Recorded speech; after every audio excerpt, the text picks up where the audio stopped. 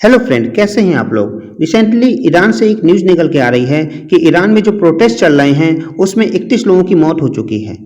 आखिर ये कौन से प्रोटेस्ट हैं जो इतनी ज़्यादा वायलेंस कर चुके हैं। चलिए इसे जानने का हम आज प्रयास करते हैं। जब हम ईरान की बात करते हैं तो आप सभी को पता है कि ईरान में हिजाब पहनने एक नेसेसरी हो चुका है। वहाँ पे जो महिलाएं हैं वो चाहे ऑफिस में जाएं चाहे किसी भी काम में जाएं, उनको हिजाब पहनना बिल्कुल नेसेसरी है। इसलिए इसके खिलाफ इस समय वहाँ की महिलाओं ने हिजाब के खिलाफ प्रोटेस्ट चालू कर दिया है। ये प्रोटेस्ट इतना बड़ा हो चुका है कि वहाँ पे वायलेंस और पुलिस अग्रेशन भी दिखा रही है। वहाँ की जो सरकार है उन्होंने पुलिस को फुल अथॉरिटी दी है गोली चलाने के लिए। ये प्रोटेस्ट इतना तेजी से बढ़ चुका है कि वहाँ की जो सरकार है उन्होंने इंटरनेट जो सुविधाएं हैं उसको बंद कर दिया है, क्योंकि सरकार ये नहीं चाहती कि वहाँ पे जो प्रोटेस्ट चल रहे हैं इसकी जानकारी पूरे वर्ल्ड में हो, जिससे ईरान की जो इमेज है उसको धक्का लगे। कुछ लोगों का कहना यह भी है कि ईरान में जो है रिजीम चेंज होने वाला है, क्योंकि ये प्रोटेस्ट इतने तेजी से बढ़ रहे हैं कि वहां पे तख्ता पलट होने की संभावनाएं बहुत तेजी से सुनाई दे रही हैं। ऐसा नहीं है कि ये केवल इनिशियल लेवल पे है, मतलब वहां के देशों के नागरिकों के लिए है, ये पूरे वर्ल्ड में है। जब भी कोई विदेश का कोई नेता, यदि वो महिला है, ईरान के प्रेसिडेंट से मिलती है तो वो इस समय कपड़े पे विशेष ध्यान वो लोग देते हैं। इसमें एक आर्टिकल है 2016 का, उस समय की भारत की विदेश मंत्री सुषमा स्वराज जो हैं, आप देख सकते हैं किस तरीके के कपड़े पहनकर ईरान के प्रेसिडेंट से बात कर रही हैं।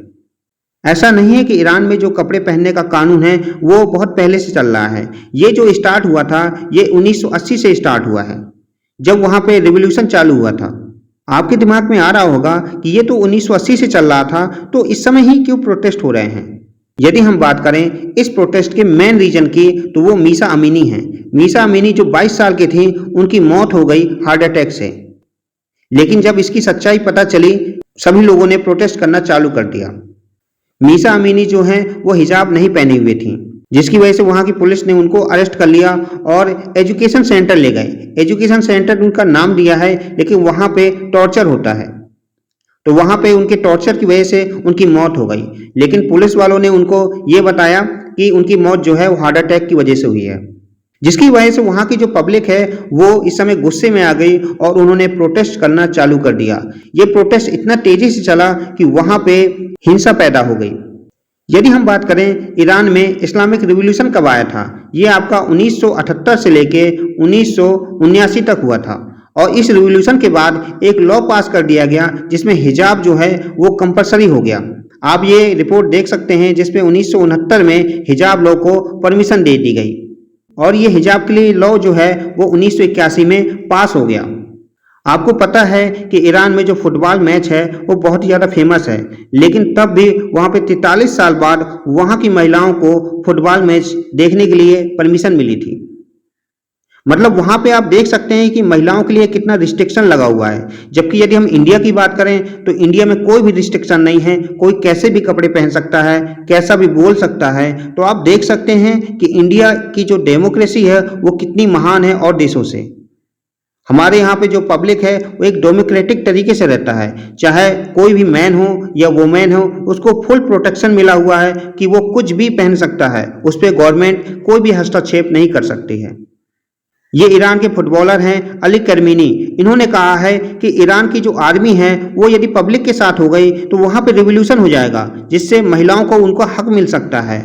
तो चाहे वहाँ पे कोई स्टार हो या कोई फुटबॉलर हो, सभी लोग इस समय पब्लिक के साथ हैं। और ये आशंका जताई जा रही है कि वहाँ पे रिवॉल्यूशन होने के बहुत चांसेस हो रहे हैं, वहाँ पे जो तख्ता पलट है वो हो सकता है। ऐसा नहीं है कि वहाँ के जो प्रोटेस्ट हो रहे हैं उसका केवल एक ही कारण है, उसका दूसरा कारण है कि ईरान में जो सैंक्शन लगे हुए हैं अमेरिका के, वो भी एक बहुत बड़ा कारण है, जिसकी वजह से वहाँ के जो लोग हैं वो बहुत ही पुअर कंडीशन में जी रहे हैं। और वहाँ की यदि हम पॉवर्टी रेट की बात करें तो इस समय 60% हो चुकी हैं, क्योंकि ईरान जो है इस समय न्यूक्लियर बॉम्ब बनाने की जिद में अड़ा हुआ है, जिसकी वजह से वहाँ पे अमेरिका ने सैंक्शन लगा दिया है। और सैंक्शन लगाने की वजह से वहाँ पे ऑयल हो चाहे कोई भी चीज़ हो वो वहाँ पे एक्सपोर्ट नहीं हो रही है किसी भी देश में, जिसकी वजह से वहाँ पे इंडस्ट्री है वो बिल्कुल तबाह हो चुकी है। कोई भी इस समय आप देख सकते हैं कि ईरान का कोई भी ब्रांड इस समय पूरे वर्ल्ड में कहीं नहीं चल रहा है, इसलिए वहाँ पे जो इंडस्ट्री है वो पूरी तबाह हो गई है। और बाहर से वो लोग इंपोर्ट कर रहे हैं, जिसकी वजह से वहाँ पे इन्फ्लेशन जो है वो बहुत तेजी से बढ़ रही है और वहाँ पे जो पब्लिक है इस समय सबसे ज़्यादा सफ़र कर रही है। ये आप देख सकते हैं कि वहाँ की जो स्टेट है वो भी इसमें हिस्सा ले रही हैं और वो वहाँ पे जो मार्च है उस पर अपना पार्टिसिपेशन दे रही हैं। और यदि हम बात करें दूसरे पक्ष की, जिसमें पाकिस्तान आता है, वो लोग ये कह रहे हैं कि ये जो प्रोटेस्ट हो रहे हैं वो इजराइल की वजह से हो रही हैं और इजराइल जो है इस समय सपोर्ट कर रहा है वहाँ की जो आम जनता है उनको, जिससे वहाँ की जो सरकार है उसका तख्ता पलट हो जाए। यदि ये तख्ता पलट हो जाता है तो इंडिया के लिए बहुत ही अच्छी गुड न्यूज है, क्योंकि इस समय की वहाँ पे जो सरकार है वो चाइना को सपोर्ट करती है, ये इंडिया को कम सपोर्ट करती है।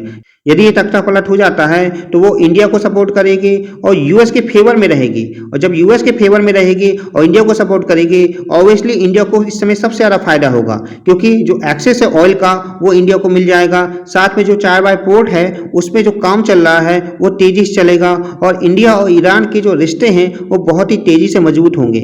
इस समय यदि हम ईरान और इंडिया की बात करें तो वो रिश्ते में अभी इतनी मजबूती नहीं आई है, क्योंकि आप सभी लोग जानते हैं कि सैंक्शन की वजह से इंडिया जो है ईरान से इस समय तेल नहीं खरीद रहा है। और आप सभी लोग जानते हैं कि एससीओ की जो अगली बैठक होगी वो आपके इंडिया में होगी और इंडिया में जो ईरान है उसको सदस्यता मिल जाएगी, और जब सदस्यता मिल जाएगी तो इससे इंडिया और ईरान के रिश्ते और भी ज़्यादा मजबूत होंगे। आगे यदि इसमें कोई फर्दर अपडेट होती है तो मैं आपको इसमें एक वीडियो और बना दूंगा। आई होप आपको ये वीडियो पसंद आया होगा। प्लीज़ इस वीडियो को लाइक करें, सब्सक्राइब करें। धन्यवाद।